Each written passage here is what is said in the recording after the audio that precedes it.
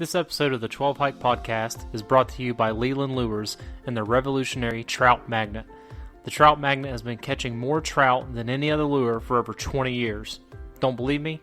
Don't just take my word on it. Field & Stream has listed the Trout Magnet as one of their must-have trout lures and one of the top 50 lures of all time. They work, plain and simple. Rig them on ultralight tackle with 2-pound test and a small float, and you will instantly turn into a master angler. It is also a great lure to introduce your children to fishing, because they catch fish no matter where you are. You can find the Trout Magnet, Crappie Magnet, and other Leland Lure products at Walmart or order directly from their website, troutmagnet.com. The 12 Hike Podcast is going to be doing a Trout Magnet lure giveaway soon, so stay tuned and keep getting outdoors.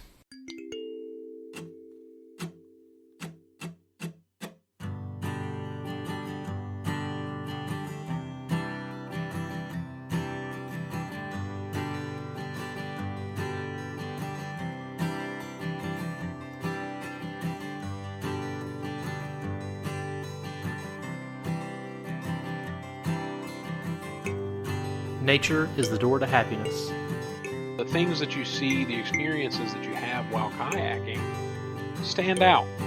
Not only is it people's own personal kind of spiritual experiences that we try to create in the wilderness for people, it's also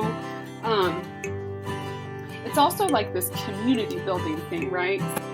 There are lots of keys you can use to unlock it. And like we all got to be Goonies for a little bit if we grew up in the 80s. That was an absolute dream to go find, a pirate's chest full of gold. Now, as you can tell, we're pretty passionate about catfishing. We could keep talking all night long, really. Let us help you find your key. Welcome to the 12 Hike Podcast. Open my eyes, and here's this Milky Way, and I'm looking at this, and like it was an instant reaction. Like I went to nudge somebody next to me because I wanted them to see the same thing I was seeing. I wanted to share that with somebody, and it was.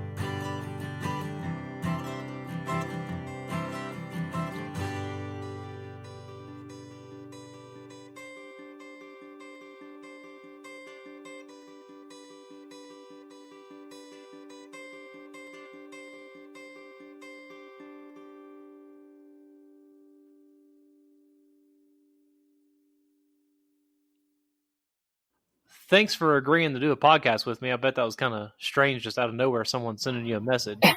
Yeah, for sure. I've only started listening to podcasts in the last year or so. So it's kind of all a new world to me.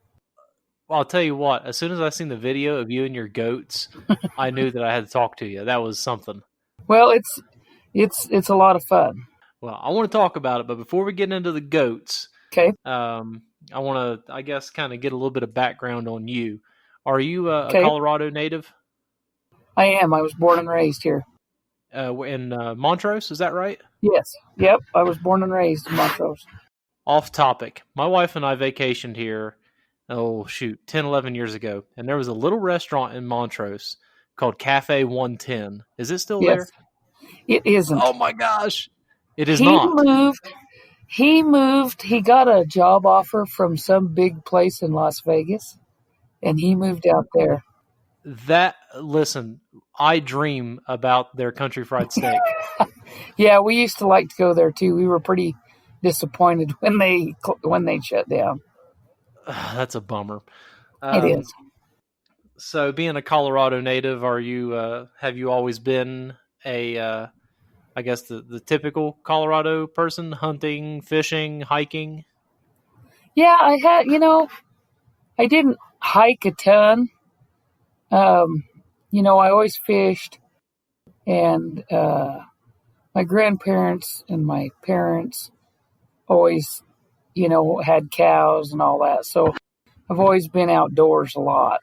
But we didn't, we hiked to do things like fix fence and things like that, but not much for recreation. Did they have a ranch? Yes. They had my grandma and grandpa had a ranch that they leased for as long as I can remember, and my uncle actually has it now. Oh, so it's still in the family. Yes. Yep. We've had it for, I'm guessing, pretty close to 70 years. That is amazing. That's kind of like I guess the storybook kind of life you always read about. Yeah, it's been pretty amazing that we've kept it that long, but it belongs to the Thomas family, and I think Grandpa and his dad and brother leased it in. I'm not sure. I would have to go back and look, but we've had it for between 65 and 70 years, I believe. That's amazing. So, was it your grandparents or was it your parents that were mainly responsible for getting you involved in hunting and fishing? So probably more my grandparents. They had an outfitting business and a hunting camp up there, and then when Grandma and Grandpa kind of retired, my dad and stepmother took it over, and they did the bow hunt part of it, and then my uncle did the gun hunt part of it. And now my uncle does it all. My dad and stepmother kind of retired, and my uncle does it all now. Did you ever get into the guide side of it? Not so much up there. My cousin also has an outfitting business, and I helped him guide one year, and then I worked for another lady one year guiding and packing stuff in for her. So, did you put in for any tags this year? I did, and I drew L0. Really? Yeah, Big goose egg. Yeah, and the hunts I put in for, I knew I would. I'm just trying to build points, so I'll just probably buy an over-the-counter elk tag and do that this year. So, my wife and I just moved here in September of last year. We came from Southern Ohio, and I've kind of had to relearn everything I thought I knew about hunting. Yeah. So I put in for, let's see, I did archer mule deer, rifle elk, and then I put in for antelope or pronghorn, whatever you want to call it. Yep. I got my mule deer, my elk, but nothing on the pronghorn. Nice. What units did you draw? So I'm doing my archery in Unit 20. Okay. And then I'm doing my elk in Unit 19. That's where I've hunted up there quite a bit. Have you really? Well, not a ton. My brother-in-law and sister live in Granby, and that's in Unit 18. And I've hunted elk a little bit there and in 19 and over in that country also. Yeah, I need to start getting out and getting some boots on the ground. I did a lot of scouting while I was turkey hunting this spring. Yeah. So I kind of have a pretty good feel for my mule deer spot. Good. But my elk I'm a little worried about. I did third season rifle. Mm-hmm. And I'm not feeling too good about it. I feel like I should have reversed them. I feel like I should have done archery elk and rifle mule deer, but it's hard to know. Every year is so different. It's hard to say, especially, since this is my first year ever doing it too. Sure. I'm going to get my butt handed to me. I know I am. And plus I'm here by myself. So even if I do shoot something, I'm going to have to call you and get some pack goats up here to help me get everything out. Where, not to give away where you're going, but where are you going to hunt? So for my mule deer, my archery, Unit 20 runs right up to Rocky Mountain National Park. Right. And I've got a couple of spots. One's a little bit farther away from the park. It's around Drake. You know where Drake is? Yeah, kind of.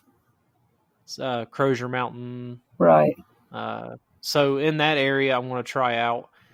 And then my neighbor is actually going to help me a little bit and show me a couple places that he's had some luck. Uh-huh. And those are places that border the park. Yes. So I'm hoping a combination of my neighbor's help and dumb luck, I'll be able to get a mule deer. You never know. I mean, it's hunting is a funny thing because right when you think, this is going to be a total failure, things start to happen. Yeah, and I mean, especially with an animal like a mule deer or an elk, they move so much. Yes. You can, like you said, you never can tell. Right. Yeah. I'm going to build myself up to archery elk. The thought of bugling one in and have it come charging up to me is too much to pass up. Yeah. I like to experience it at least one time. It's fun. Yeah. So as far as all the hunts that you've done, do you have a favorite hunt that you really like? You know, Zach, I'm not a very successful hunter. Well, I've killed one elk in one elk is all I've ever killed. And I always hunted when I was younger, and then I kind of drifted away from it. Not because I didn't want to do it, but just because I really didn't have anybody to go with. And then in the last 5 or 6 years, I've really kind of gotten back into it. And I always enjoy going and hunting with my brother-in-law up around Granby, just for the reason, we talk and visit, and it's fun to hunt with him and see stuff, but it's a lot about spending time too with him. Yeah, I think that's a common thread for people that do any kind of deer camp of some sort. Sure. Back in Ohio, we used to go to Michigan, and we take hunting trips up there. And honestly, we really didn't care whether we shot anything or not. We just went up there to tell lies. Basically, That's all happened. You bet. Yep. Yeah, I've been there. It is about that. I mean, I for sure like to fill the freezer though too. Well, I've never shot anything bigger than a rabbit. Just because, kind of like you, my grandpa was the one that got me into hunting. But for him, he grew up in the 20s and 30s in southern Ohio. And he told me a story the first time that his dad ever seen a deer. It scared him so bad he left the woods. He didn't know what it was. So that was just, we didn't hunt deer. We didn't hunt turkey. Squirrel. That's basically all we hunted. And I got damn good at it, but now I've got to get pretty good at elk and mule deer. Well, you'll enjoy it, I'm sure. I've had fun so far. Cool. I despise turkey hunting, and I tried it out this spring. Just because in high school, we used to go every spring, every fall for the whole season, and we'd gobble those stupid things in, and they'd be, just out of eyesight. Just the same thing they always do. They hang up on you, outsmart you, and then you get up from your spot and you see them trotting up the hill. Yep. They're for sure smart creatures. And they've got their eyesight is just unbelievable. Yep. So I wrote them off, and after this spring, I've written them off again. I did find I found a couple of blue grouse blue grouse, right? Yeah. Yep. So I found a couple of those. I may go up and try to get one of those. Sure. But heck with turkeys, they can go pound sand. Yeah, they're a challenge for sure. I think that's one of those where when you really get into it, then it's tons of fun. But I'm kind of like you. I've been a couple of times and I had a good time, but like you say, they're frustrating for sure. Yeah. It's just something that I wanted to try one time just to get my feet wet in the mountains a little bit. And I got more than my feet wet. I actually went to a wildlife area just outside of Greeley. And the place I wanted to go was across the South Platte River? Yeah, I think so. And I talked to the game warden, and he said that the river is usually pretty shallow, but you got to be careful because it's all sand, and you'll get these big hollow spots where the water gets real deep. So 5 o'clock in the morning, I got my hip waders on. I'm trying to cross this stupid river, and what do I hit? One of those big sinkholes. Oh boy. And then there I go.